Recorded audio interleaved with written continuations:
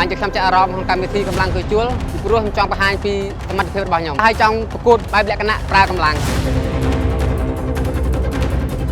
ខ្ញុំបានឈ្មោះសុងថៃសានអាយុ28ឆ្នាំមកពីខេត្តព្រៃវែងសប្តាហ៍ថ្ងៃខ្ញុំបានជាអាជីវករលក់អវ៉ាន់នៅផ្សារខ្ញុំបានត្រៀមកម្លាំងដូចខំហ្វឹកហាត់ដើរនឹងរត់ជាប្រចាំខ្ញុំហាត់យូរហើយហាត់រហូតហ្មងតាំងពីដើមមកដូចជាអវង